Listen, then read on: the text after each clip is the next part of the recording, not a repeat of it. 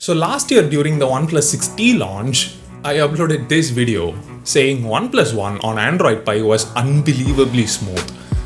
Well, it really was on the inside as well as the outside. The OnePlus One has had incredible developer support, and it's not surprising. It was a game-changing smartphone back in 2014. 5 years later, we now have the OnePlus 7T. This video is about how a lot of things have changed and how some things haven't. Well, they're still making smooth devices on the inside, on the outside, and they still seem to never settle. My name is Ashwin Sundar, and we're gonna do a quick comparison between the 7T and the One. The one that changed the definition of a flagship, the one that offered a premium smartphone experience to millions of Indians. In fact, fun fact, it's the one that made me switch from Apple to Android. Let's get started.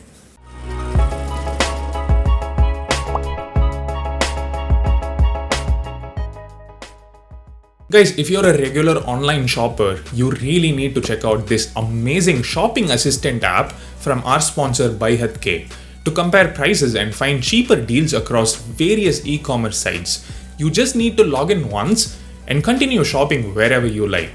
Let's say Flipkart. You just need to tap share and see graph in assistant. You can view its price history. On these days, it was just 2,300 rupees. It's 4,000 right now. Also, you can check if it costs less on other sites. It's way cheaper on Chroma and Tata Click. Same with Amazon. Just tap share and see graph in assistant. You can even find some coupons if you're lucky.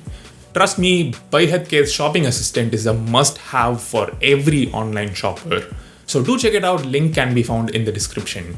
The first thing you'll notice is how the design has evolved over the years. The recent change in bezels and aspect ratio really makes the OnePlus One feel super old or aged.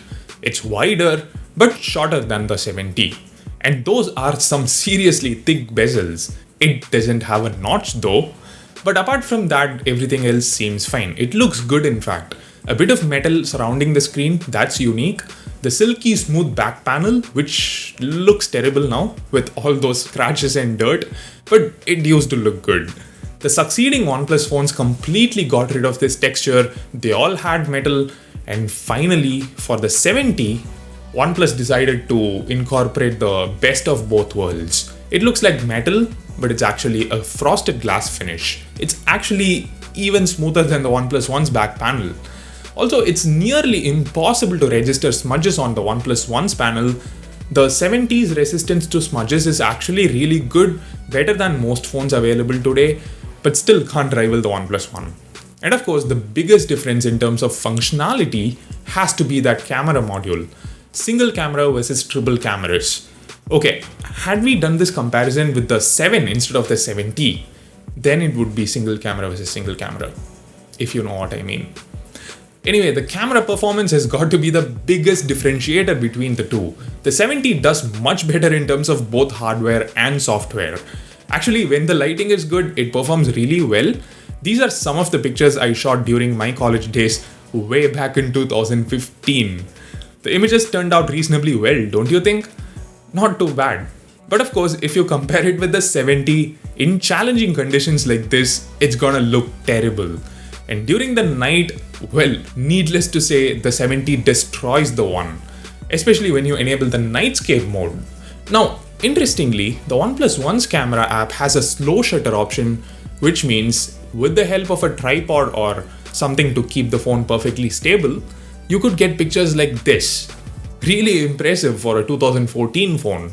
And of course, the 7T has a lot more stuff baked in, like the ability to shoot ultra-wide angle videos, ultra-wide angle pictures, zoomed in pictures, portrait mode pictures, macro pictures, super slow motion videos, and so on.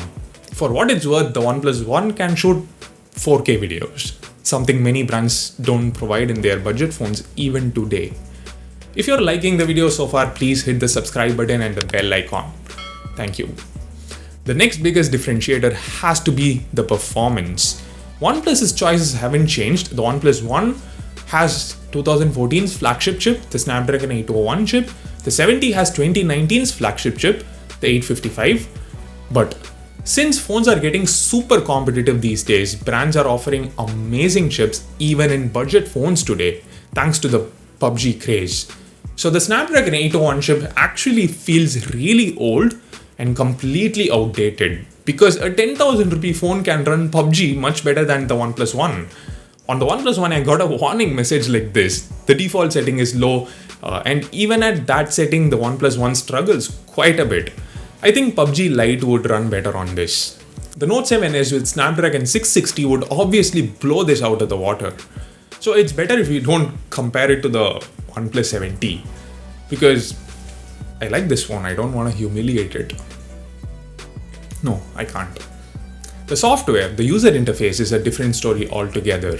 Now the OnePlus One is not just known for its great specs and aggressive pricing. Another main reason so many people were willing to try out a new phone from a new Chinese brand is because the OnePlus One used to run on CyanogenOS. In case you don't know, CyanogenMod used to be the most popular custom ROM. Because back then there were hardly any stock Android phones, and interfaces like TouchWiz were terrible, you know it. So OnePlus providing CyanogenOS out of the box was a big deal. But after a year or so, Cyanogen ditched OnePlus to partner with another smartphone brand. Can you guess which one? Let me know in the comment section.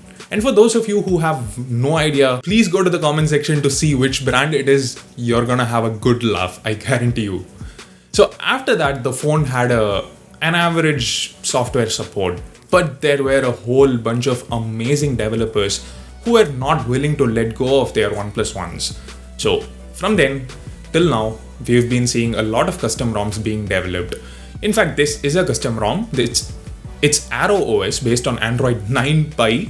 Can you believe it? Pie is what almost every new phone comes with today. But then we are comparing it to the 7T, and the 7T comes with Android 10. The OnePlus One has those signature OnePlus gestures, draw O for camera, V for flashlight and so on. It even has face unlock. Basically, we've got almost all important Android 9 features. Obviously, it's Android 9. Digital well-being, night light, battery manager, etc. It's unbelievably smooth, like I said earlier in this video. These day-to-day apps, the commonly used ones like Twitter, Instagram, etc., the phone has absolutely no issues handling them. This could still be a very good spare phone. You know, just for phone calls, WhatsApp and social media. The battery won't last long though. It's a 5-year-old phone. The battery health is terrible right now. While downloading PUBG, I could literally see the battery draining. The percentage number dropping like crazy. But yeah, after replacing the battery, it would easily last one whole day. The OnePlus 7T on the other hand, struggles quite a bit to do that. Of course, you tend to game a lot more on the 7T because it can handle games, so you can't really compare them head to head. But this video is about how far OnePlus has come in the past 5 years.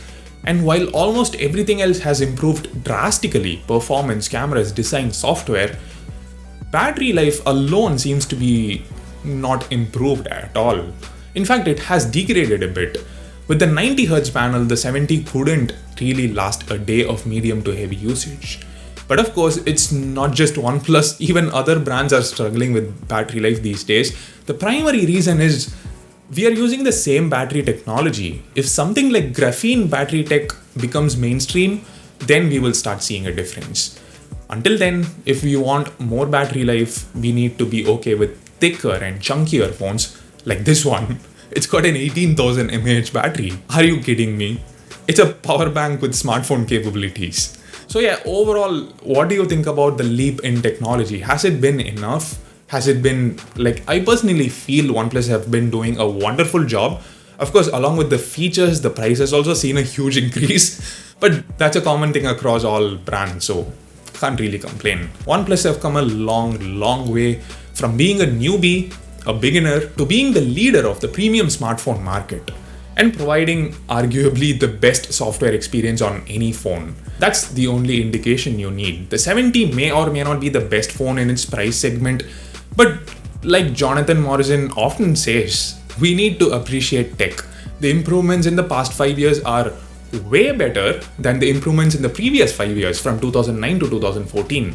Brands are fighting and we, the consumers, are winning. Thanks for watching.